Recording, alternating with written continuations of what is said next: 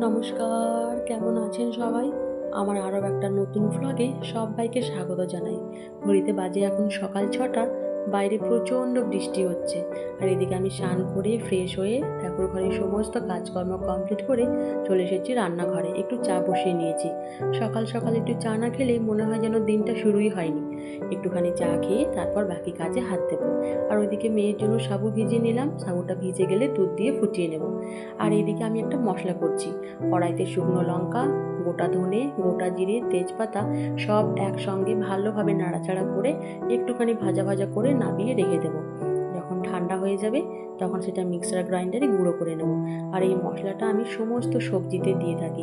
আমি দোকানের কোনো রকম জিরে গুঁড়ো, ধনে গুঁড়ো এইসব ব্যবহার করি না। এই মশলাটাই আমি সমস্ত কিছুতে দিই। শুধুমাত্র মাটন হলে একটুখানি গোটা জিরেটা বেটে দিই।